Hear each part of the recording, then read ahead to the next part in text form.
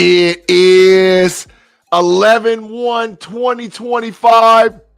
Level Up College Football Podcast. Get your game day on. Live in the building.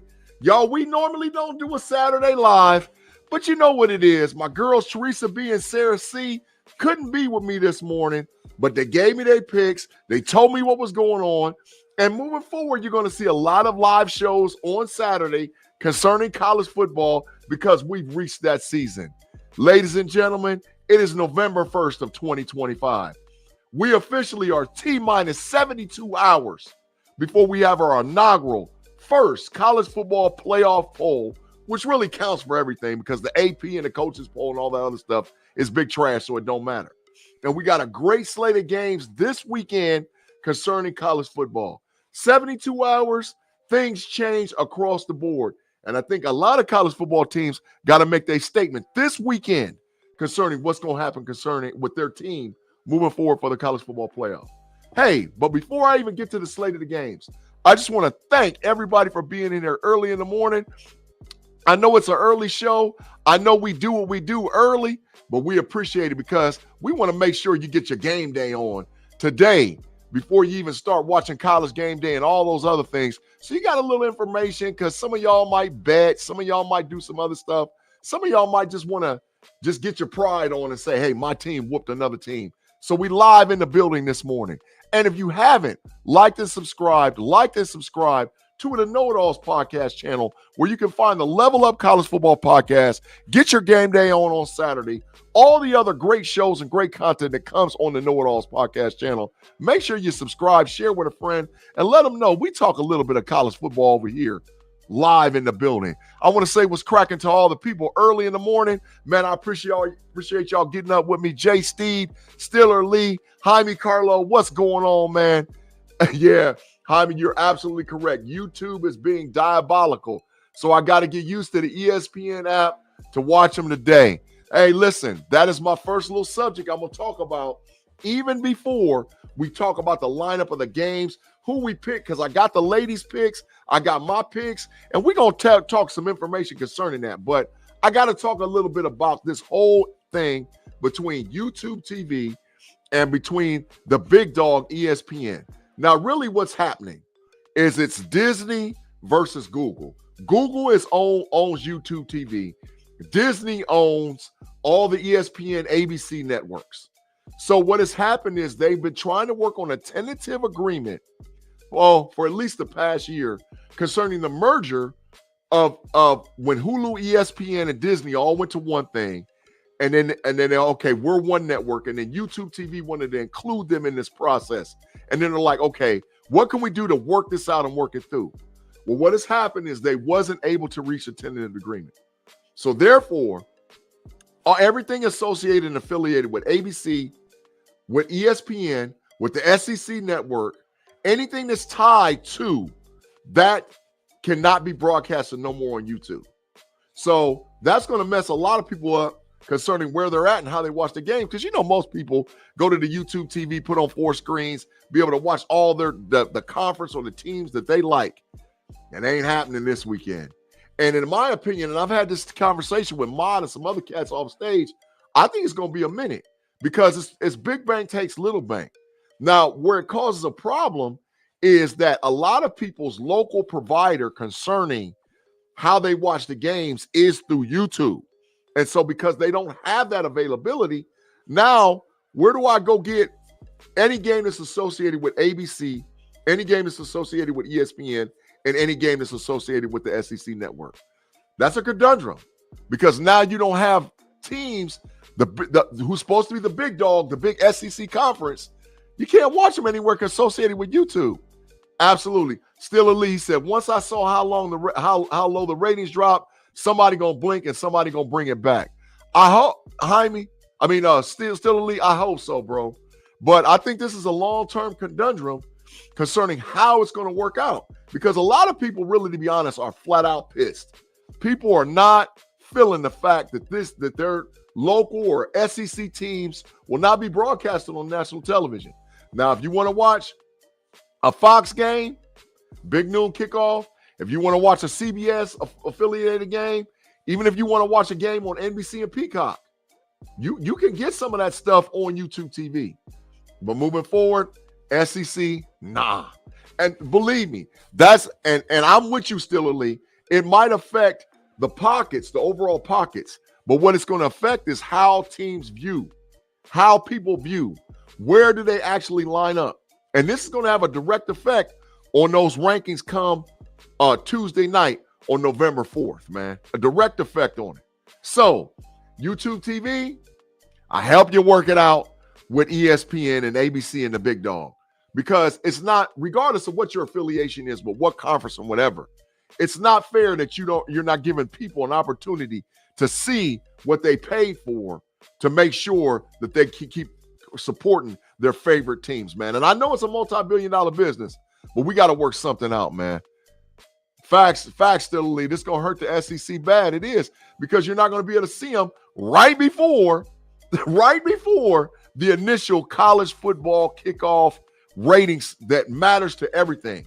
So teams aren't going to have that buzz this week. Some of those SEC teams are not going to have that buzz for sure.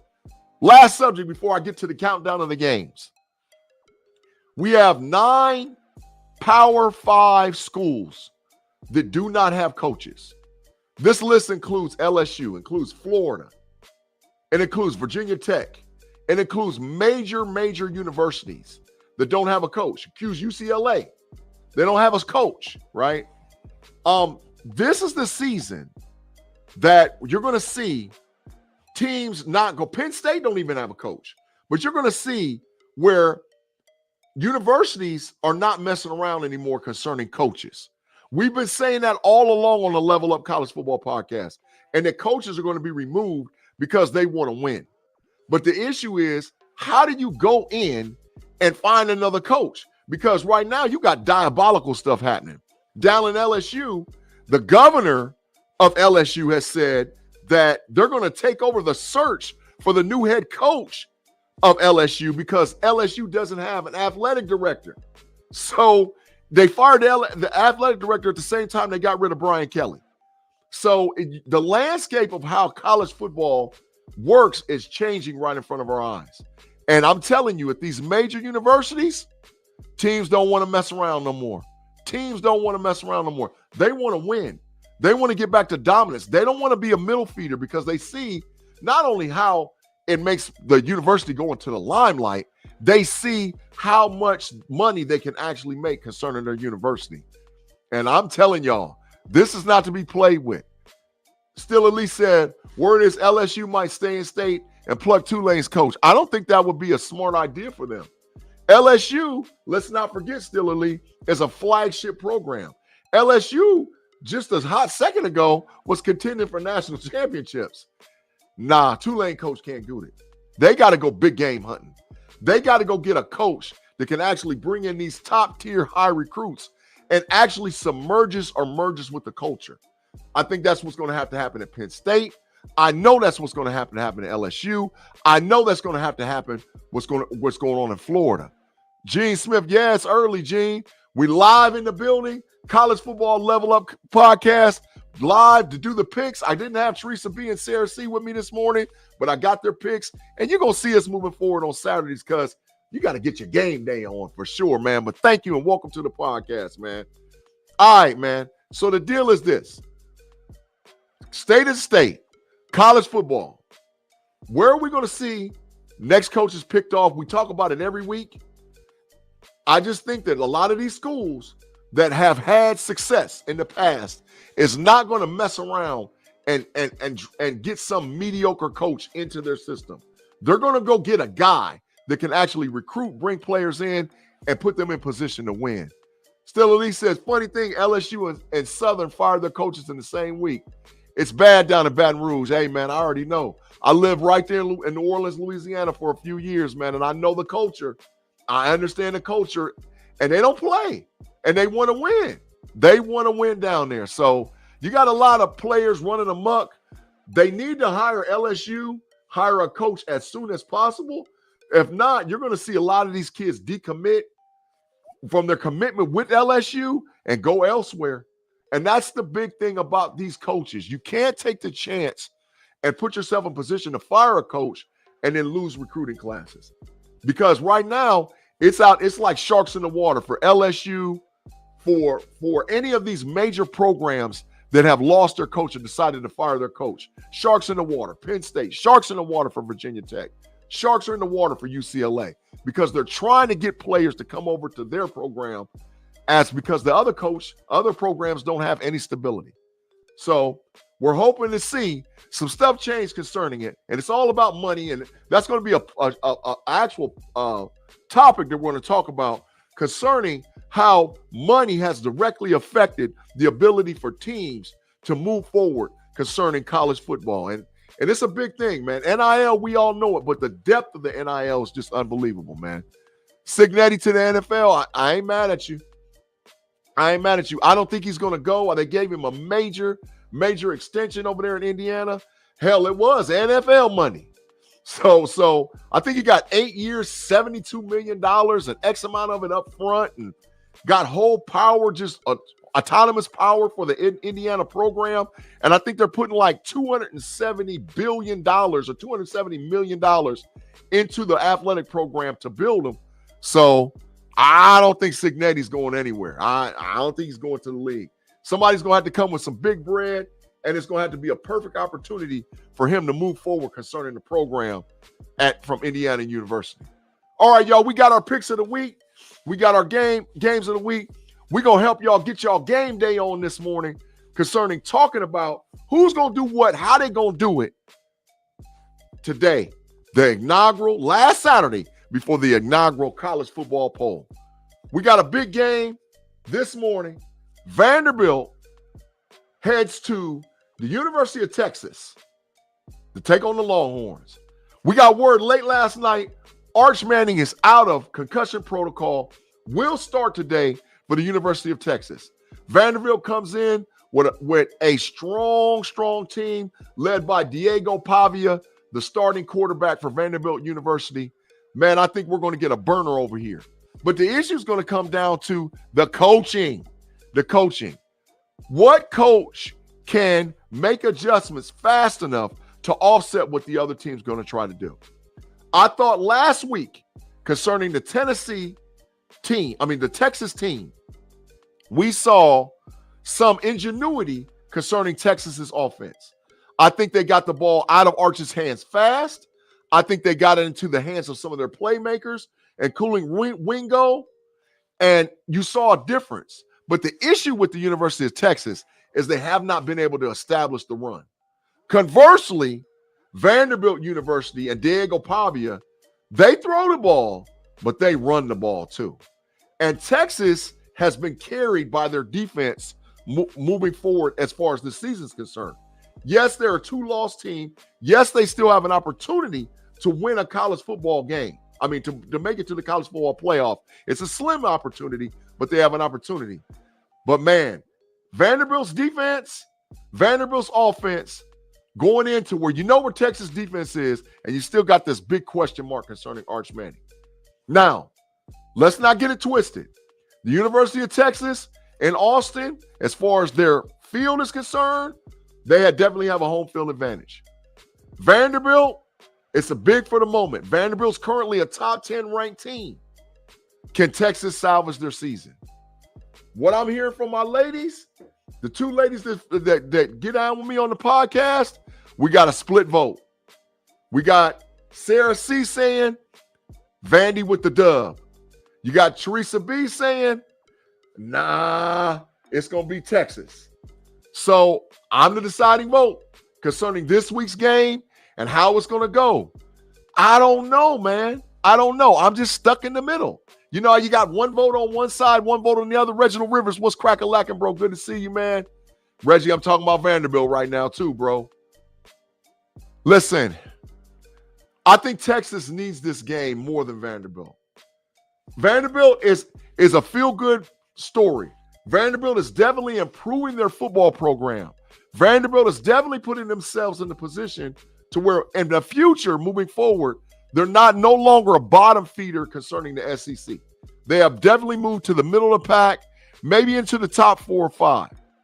But on the road, at Texas, where Texas needs to win this game, I can't go against the Longhorns. As much as I hate to say that, I got to say it. So give me the Texas Longhorns to win this game in a nail biter, y'all. 32-25. Texas. 32-25 Texas Longhorns in a nail biter. And I think it's going to be a good game, man. Gene Smith said Vanderbilt like George Mason, an attorney. Yeah, that's facts, man. I mean, that's facts. Ultimately, now, but I will say this concerning this. If Diego Pavia goes to Texas and has a great game, Diego Pavia might move himself into the front of the Heisman Trophy pack. So he's got a lot to play for too. But I just look for Texas just to pull this one out because they need it. They have to put themselves in position to still set it up for the big-time Georgia-Texas game that we're going to have here in a couple of weeks. So give me Texas. Like I said, Theresa-B went for the University of Texas. Sarah C., she loves Vanderbilt, the Commodores, but G's going to go with the University of Texas 32-25 concerning this game. Second game on the docket, the University of Tennessee at the University of Oklahoma. Y'all, this is what we've deemed the Pretenders Bowl. We don't believe, none of my panel, none of my co-hosts, not Sarah C., not Theresa-B, and definitely not Big G, believe that neither one of these teams should make the college football playoff. But the diabolical part about it is this, is that the winner of this game actually puts themselves in position to still contend for the SEC. So you got a hot quarterback and Mateer coming in from the University of Tennessee. I mean, they throw the ball all over the place. And you got, not Mateer, the quarterback for the University of Tennessee facing Mateer, Oklahoma's quarterback, who hasn't looked good in these last few weeks. And Oklahoma had leaned big time on their defense. Oklahoma's defense hadn't looked good. They damn sure didn't look good against Ole Miss University. So it's a Pretenders Bowl, but somebody's got to win. Reginald Rivers says, looks like the SEC doesn't have any more weak teams. Yeah, they do. Arkansas is still weak. Mississippi's still weak. Kentucky's still weak, Reggie. Come on now. They're not real good teams, man. And Reggie said, Oklahoma, let's go. Can't stand Rocky Top. Most people can't. I think that's all the way back from the early 2000s or the late 1990s where Peyton Manning was playing quarterback over at the University of Tennessee. Man, people wasn't feeling them then, man. Rocky Top will always be home sweet home to me. No, they ain't feeling that. They're not feeling that Rocky Top chant and all whatever else. But Tennessee was down for some years. Last 5-6 years, Heupel has brought the program back to relevancy. But Oklahoma, they face Oklahoma this week. Defense always plays better than offense. But I don't know if Oklahoma's offense is for real. Defense is for real. They look great those first few weeks. But when they get a team that challenges them vertically, they struggle. Guess what Tennessee's strength is? Tennessee's strength is being able to challenge a team vertically. And they can run the ball. They have a two-headed monster at the running back position, which can really, because what they do is they spread four receivers outside the hash marks, and they go super fast. They go NASCAR. So doing that, can Oklahoma make the substitutions? Can Oklahoma not get gassed? Can Oklahoma not get gassed and gashed? I don't know. Tennessee, it's a hard road to go. You're going to Oklahoma. The lady said this week, with a unanimous decision, both ladies said the University of Tennessee should win this game going away. I'm with them. I think Tennessee gets the big win this week in the Pretenders Bowl. And Oklahoma, you're not going to make the college football playoff. Oklahoma, you're going to play in some little smaller bowl. And you're going to realize that right now, you're in the SEC. I personally don't feel Oklahoma's going to win another football game this season. I've said that before. I'll say it again. I don't believe that they're going to win another football game. And I think it's going to be struggle bus and struggle city. Look for the University of Tennessee to win this game for sure this week. Give me Tennessee to win the game 35, Oklahoma 24. All right, ladies and gentlemen, we reached our third game of the week. We have the Georgia Bulldogs versus the Florida Gators in the world's largest cocktail party ever. They don't even call it that anymore, but it is. It'll always be. They call it something else, and they said that they don't want to tell people about, encourage people being drunk and drinking and all whatever else. But it's the largest cocktail party. And the rivalry about this game is they play at a neutral site. They don't play it on Florida's campus. They don't play it on Georgia's campus. They play it where the Jacksonville Jaguars play football in Jacksonville, Florida. It's a big-time rivalry, right? And lately, it's been one-sided because Georgia has went on a tear in the last 5 years, winning 2 national championships, multiple SEC titles, where Florida don't even have a coach. So how in the world can the Gator boys actually contend with the Georgia Bulldogs this week? I'm going to tell you why. They got an NFL quarterback in DJ Langway. He's not draft eligible this year. He will be next year. They got a wide receiver that looks like Jeremiah Smith, baby Jeremiah Smith, named Dallas Wilson, that plays wide receiver. And their wide receiving core, along with their running backs, is the best I've ever seen Florida have in a long time. This hasn't been this good for Florida, hell, since Tim Tebow walked out the door. They got skill spots. They got skill positions. But without a coach and without a direction, how does Florida even contend? Kirby Smart, we know, is one of the best coaches in the SEC. By far, one of the best coaches in the SEC. So Kirby's got a game plan for him. But it's the cocktail party. And it's the rivalry. So, Georgia, Florida. Pointed it out. I think Georgia, Gunnar Stockton, is a good quarterback. He's not a great quarterback. Frazier, he's a good running back.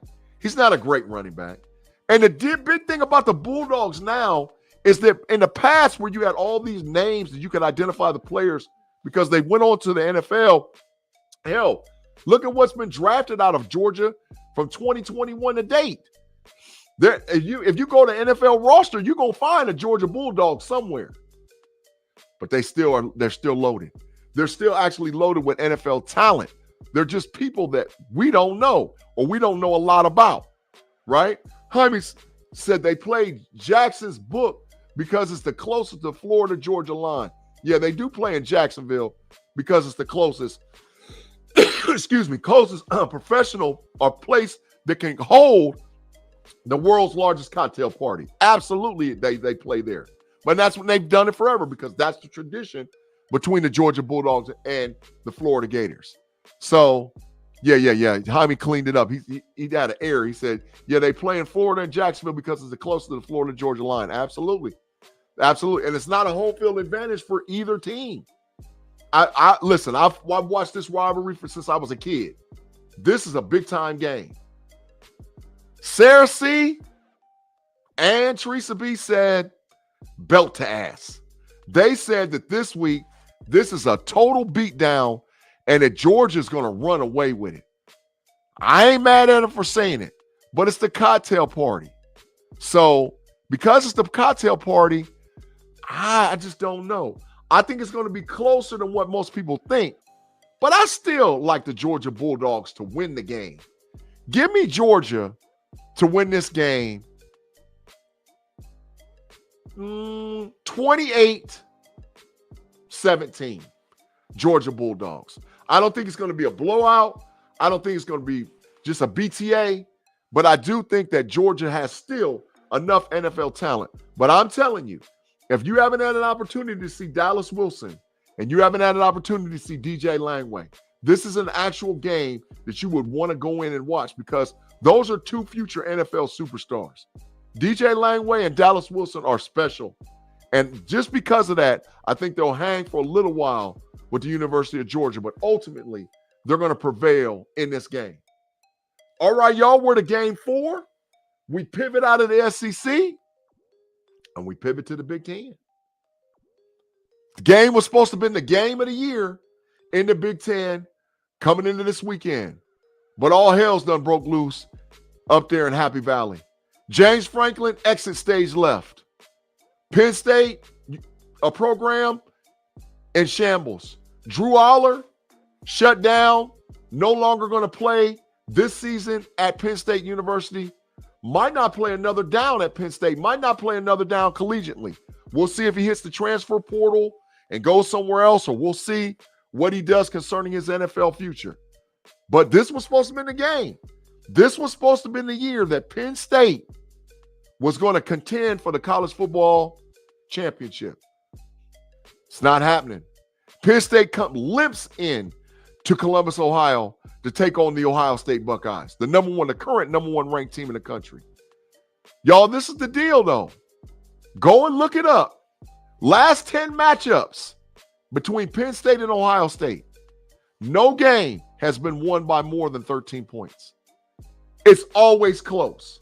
Now, Ohio State's won 9 out of the last 10, but no game has been a blowout.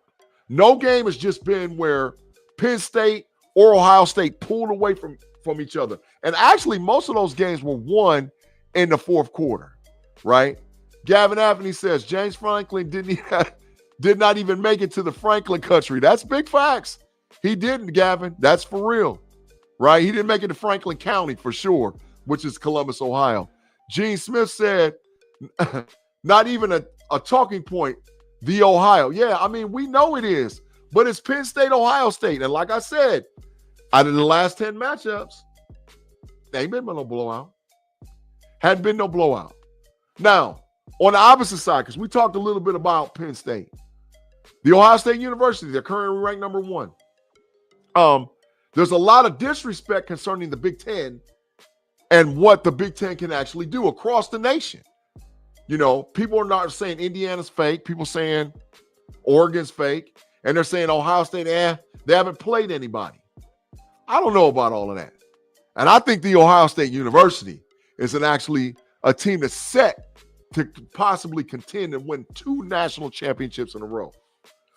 If you don't know about some of their players, because we don't talk about them every week on the Level Up College Football Podcast, you know the big names of the Jeremiah Smiths and the Julian Sayans, who's now in the Heisman contention. For real, Julian Sayin can win the Heisman Trophy. But let's talk about Carnell Tate. You know, he's showing up and showing out too. But let's talk about a couple of names you might not know. You know Caleb Downs, you know Arvell Reese, you know Sonny Styles. Let's talk about a couple of names you might not know. Bo Jackson, the running back for Ohio State University, true freshman, 6'1", 225. If I have seen a weakness in Ohio State this season, is they don't have the explosive run game that they've had for the past, God knows, forever. You know, if you can go back to J.K. Dobbins, you can go back to Ezekiel Elliott. There's been a steady run of running back position at Ohio State. Now, all of a sudden, it was supposed to be James People at the beginning of the year. Nah. We done turned to a true freshman, Bo Jackson, who's a big kid. He's 6'1", 225. He's fast. He's strong. He can run. But if there's a weakness in Ohio State's game, is we have not seen that explosive run. I think today's the day you see it for the Ohio State Buckeyes. Explosive run game.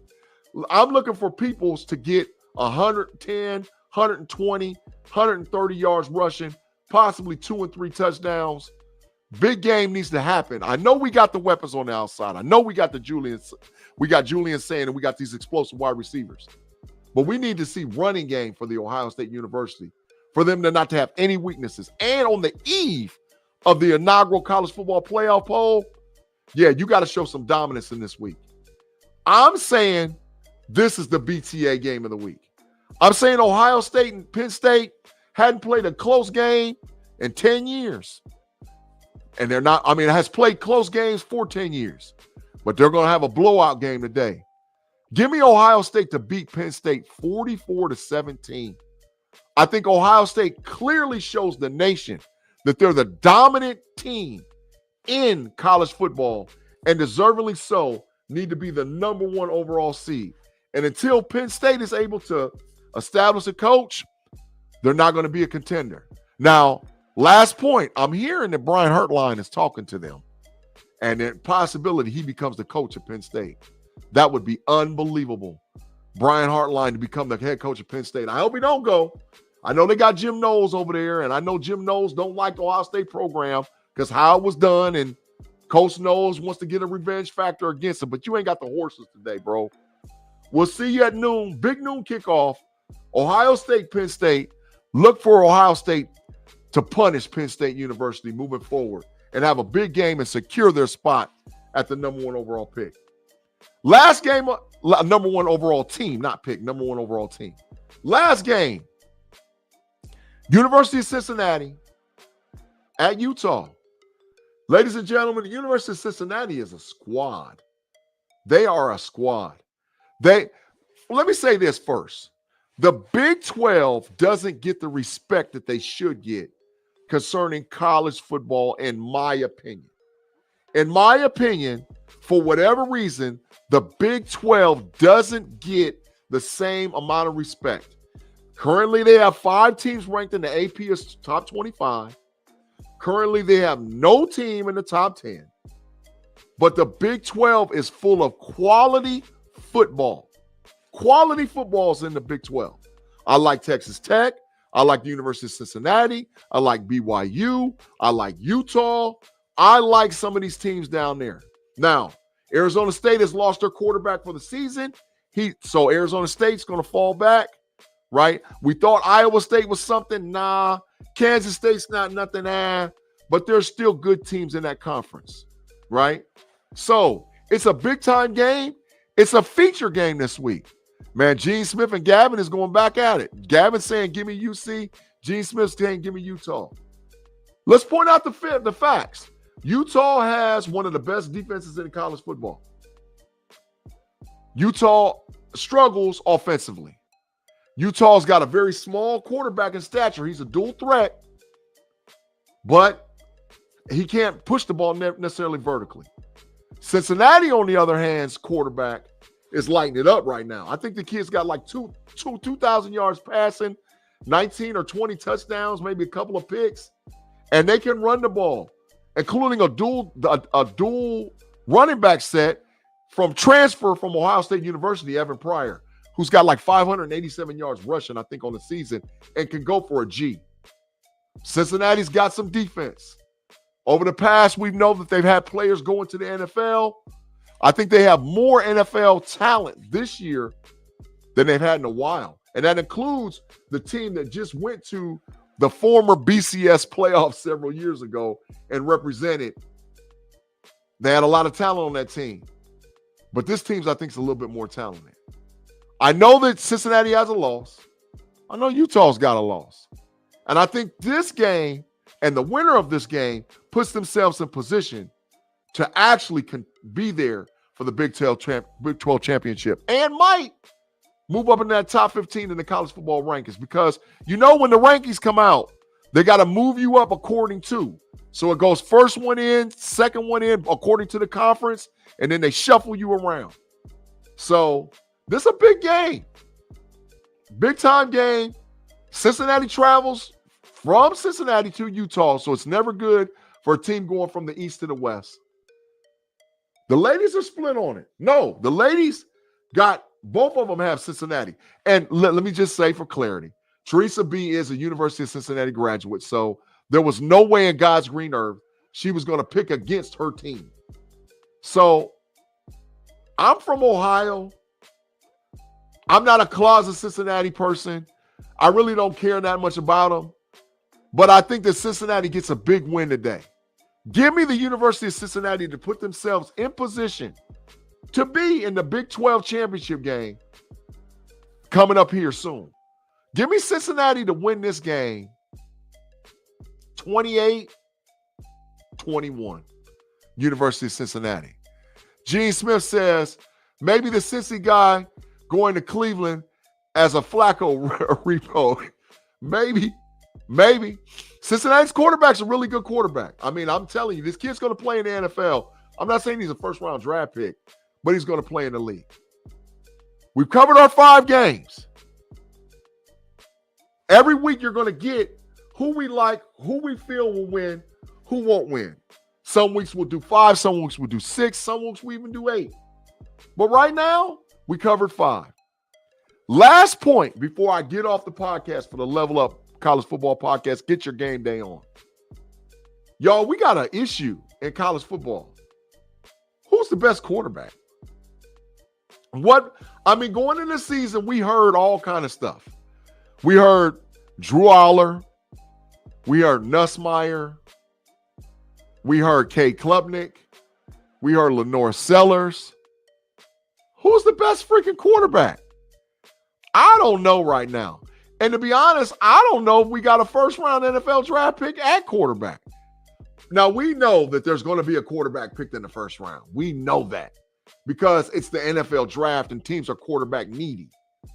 But right now, the class of 2025 to 2026 doesn't look good. Gavin Anthony says Sorsby is probably going to have a chance to really boast his draft stock in the Senior Bowl.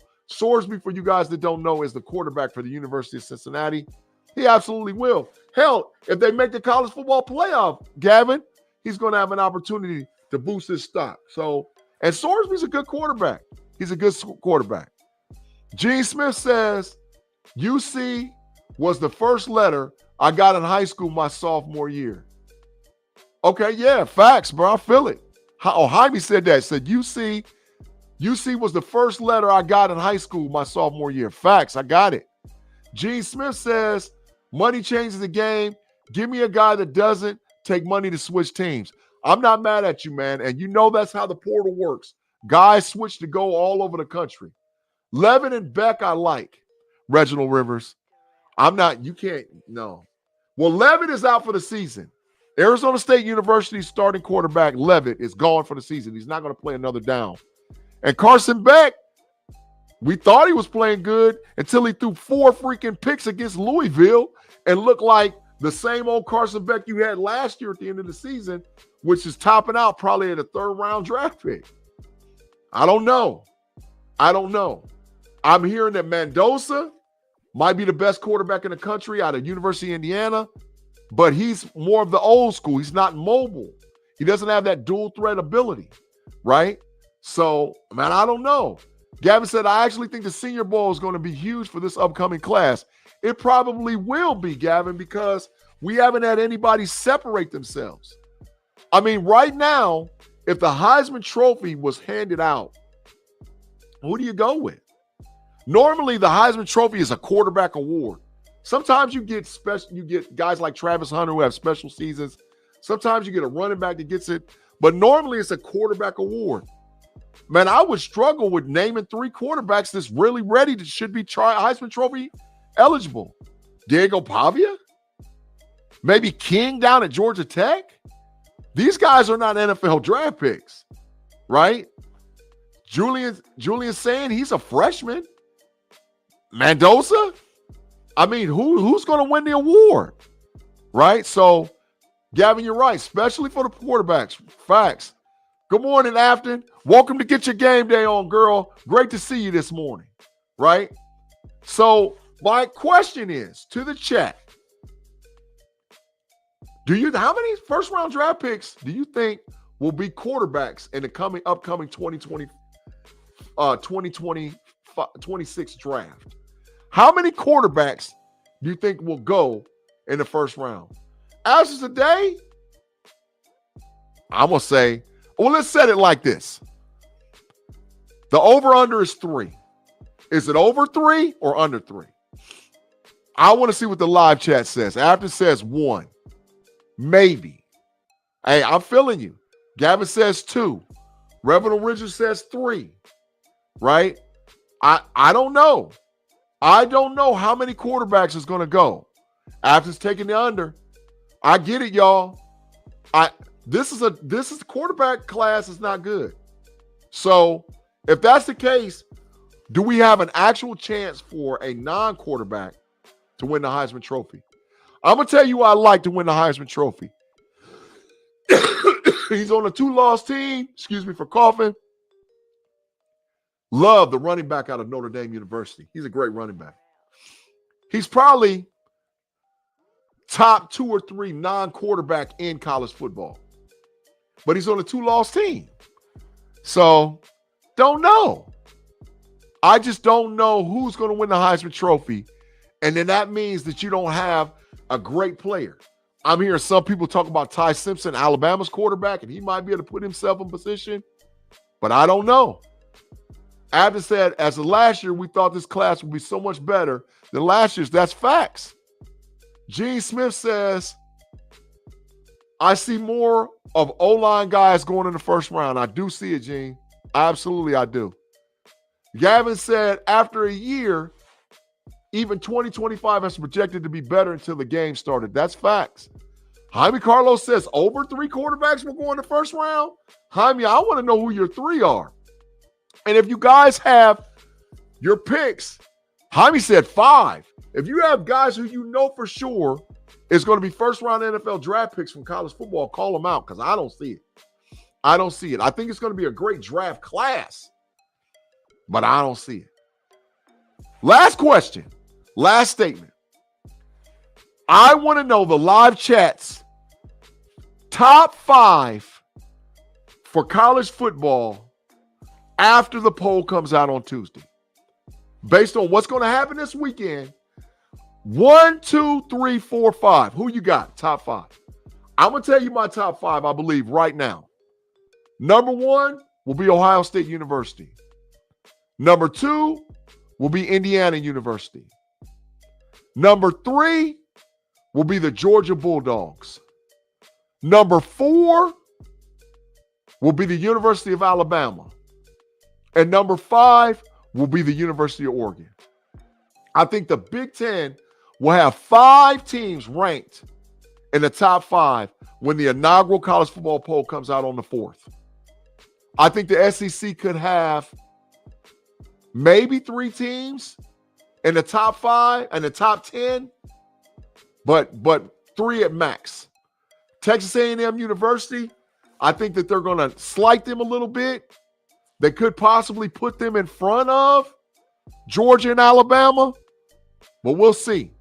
But I think that right now, if I had to go 1 through 5, I'm going number 1, Ohio State, number 2, Indiana, number 3, Georgia, number 4, Alabama, number 5, Oregon. Texas A&M will be 6. I might be dead wrong, and they might put Texas A&M number 2. Who knows? Based on how they're going to rank these teams. But I think right now, I don't know if for what we've seen traditionally in the past, they don't have a lot of respect for A&M, and they love Alabama and they love Georgia. Now, Alabama's got 1 loss. They lost to Florida State, who's going to fire their coach at the end of the season. Georgia has no losses. Texas A&M has 2 big wins. So we'll see. I hope I'm wrong. And I'm going to be totally honest. I hope I'm wrong. I hope that the University of Texas A&M University gets a lot of respect, and Texas A&M University is ranked number 2 or number 3, because I feel that they're a team that can actually win the national championship. But we've seen it out of these college football polls for sure, man. Hey, good morning, man. Good morning, John Caldwell. Great to see you, man. Great to see you. Pickens, you big dummy, man. Good morning, man. Great to see you, man. Gene Smith said, hey, Ohio State looks solid. They do, man. They have NFL talent across the board. Last I checked, when I looked at a poll, possibly 5 or 6 first-round draft picks. Arvell Reese, Sonny Styles, Caleb Downs, Carnell Tate, Austin Saraville. They're all talking about these guys all going in. Austin Saraville's the left tackle. All those guys, and Jade McDonald, the defensive tackle. They're talking about all 6 of these guys going in the first round. It could be. It could be. But they look solid. So I think the number 1 is going to be solid. Number 1. But 2, 3, 4, and 5 right now. And I want to point this out. Normally, when the initial poll comes out, it's only been so many years that the initial number 1 ranked team remains number 1. So if you're at number 1, now you got a real big bullseye on you. And teams are trying to beat you. So I'm looking forward to seeing something different in the college football poll. And that's why I'm hoping that Texas A&M University does get some love, and they show up either ranked number 2 or number 3 in the initial poll. But I don't trust those pollsters, man. I don't trust those guys when they go sit in a meeting, because Alabama and Georgia's going to get love, man. That's how it goes. Jaime said Oregon's quarterback, Indiana's quarterback, Alabama's quarterback, South Carolina's quarterback, all going in the first round. I can see it, Jaime. Pickens, you big dummy, said, damn right, Ohio State looks good. They really do. I mean, they really, really do. They look like a back-to-back champion. Gene Smith says, Ohio State about to become the next Pittsburgh Steelers. Just my opinion. They could. I would love to see a lot of those. No, not Pittsburgh Steelers and fall into mediocrity. That's not going to happen. But Ohio State is loaded. So I could see it. I could see it happening to where they win back-to-back titles, back-to-back championships. But the poll is the poll, you know. And I like that they wait for a while. The only thing I've always had an issue with is that the AP poll is what people gauge by. And it's not a real gauge. It's based on sports writers and all whatever else. I want the guys to play the games out, rank the teams accordingly, get them all in the playoff, and then find out who's the champion. I have been calling for a 12-team or 16-team playoff for 2 or 3 years even before they did it. Because the BCS was trash. You had some of the best teams left out of it that should have won national championships ranked 3, 4, and 5, and 6 for years. And you would have the top 2 and it would be all politics. So when they went to a playoff with a 4 team, then we started leaving some good teams out too. I've been calling for it. And I think come December, you're going to see them vote and move it from 12 to 16. Because it should be a true playoff to decide on who's the best teams, man. Right? Gavin said, I meant we're going to draft them all at OSU. I helped the God the Pittsburgh Steelers draft every Ohio State Buckeye they can get their hands on. I helped the God. I've been saying this on all my other podcast platforms. Teams that are good in the NFL find a pipeline from a university that produces NFL talent. Philadelphia Eagles, Kansas City Chiefs, 2 dominant teams over the last few years. They're getting all their players from one school, or the majority of their players from one school. That's how you win. You circle the wagons on NFL talent, you develop a relationship with them, and you draft them accordingly.